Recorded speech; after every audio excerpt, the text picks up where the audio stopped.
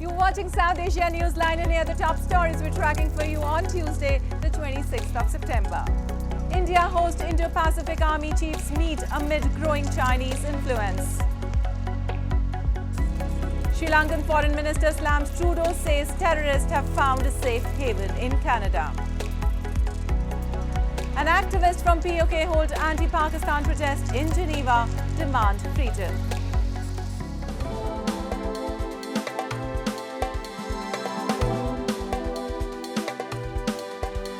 And now for all the details, India's Defence Minister Rajnath Singh on Tuesday called for collective wisdom and concerted efforts to deal with the complexities of the Indo-Pacific region as he addressed the 13th Indo-Pacific Armies Chiefs Conference in New Delhi. Singh said India stands for a free, open, inclusive and rules-based Indo-Pacific region in the pursuit of shared security and prosperity, and thus it is pushing to build robust military partnerships with friendly countries which will not only safeguard national interest but will also address global challenges faced by all.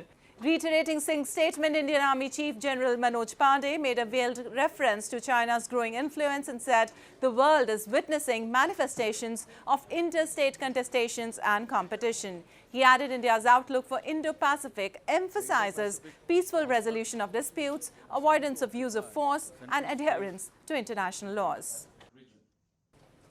While reacting to India-Canada diplomatic spat over the Khalistan row, Sri Lankan Foreign Minister Ali Sabry has slammed Canada and said terrorists have found a safe haven in the country, and Prime Minister Justin Trudeau has this way of coming out with outrageous allegations. Speaking on the sidelines of the UN General Assembly in New York, Sabry said that it was not the first time Canada has made such claims against other countries without any concrete proof, as even Sri Lanka was accused of Ottawa of genocide earlier this year.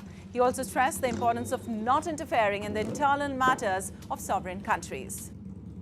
Yeah, we have always suffered, and some of the terrorists have found safe haven in Canada. Canadian Prime Minister has this way of just coming out with some outrageous allegations without any supporting proof.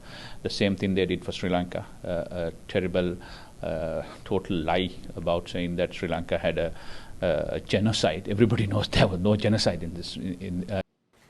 Also, tensions between India and Canada escalated earlier this month following allegations by Trudeau linking the Indian government to killing of a Khalistani terrorist, Hardeep Singh Nijjar, which India has called absurd and motivated.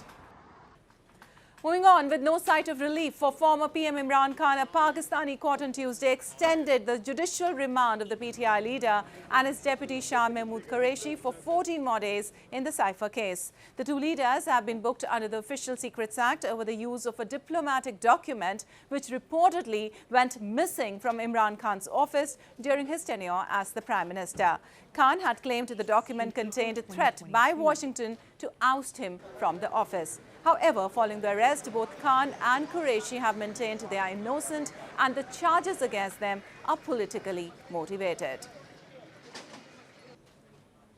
An activist from POK held an anti-Pakistan protest outside the UNHRC building in Geneva as they highlighted atrocities and systematic discrimination in the occupied region. A report.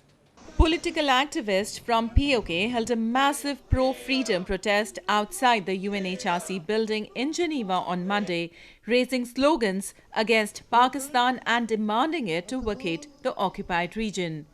They highlighted POK and Gilgit-Baltistan are witnessing growing unrest due to Pakistan's right violations and issues like high inflation, poverty and unemployment, while Islamabad continues to exploit their natural resources. Policies.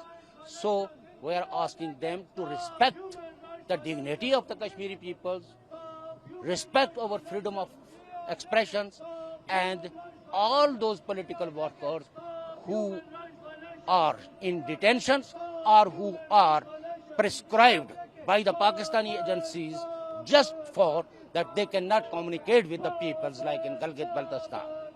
So our whole issue is that we are facing slavery and exploitation of natural resources since 1947. The activist also raised concern that Pakistan has made POK a launch pad to conduct cross-border terrorism, an issue long raised by India.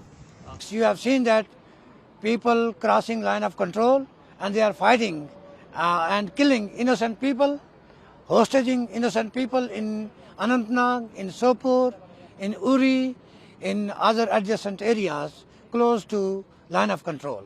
So we are here to highlight these abuses, these violations in front of the United Nations and our colleagues.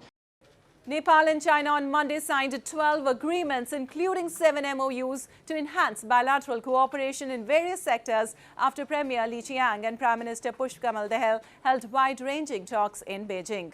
In a joint statement, Dahal also assured China that it is against Taiwan's independence and said Taipei is an inalienable part of China's territory. Dahal's visit came amid repeated comments by China on Nepal's growing ties with the US and India.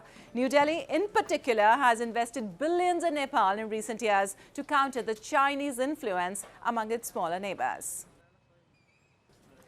Well, Bangladesh is grappling with surging dengue crisis as the death toll has surpassed 900 this year and cases have continued to rise. The Directorate General of Health Services has said that infections from rural areas are further straining the already overwhelmed hospital system in capital Dhaka.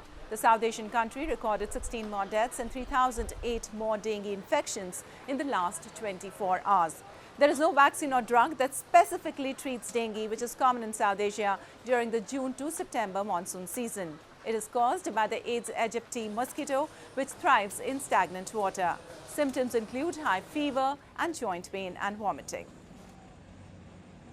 And India's Petroleum Minister Hardeep Puri flagged off the country's first green hydrogen fuel cell bus in New Delhi on Monday. Vehicles with hydrogen fuel cells, in which hydrogen mixes with oxygen to produce water and energy to power a battery, can refuel in minutes and have a much longer range than battery electric vehicles. Last year, India approved a $2.1 billion incentive plan for the fuel, which is made using renewable energy and without producing greenhouse gases. Prime Minister Narendra Modi has set a target to produce 5 million tons of green hydrogen by 2030.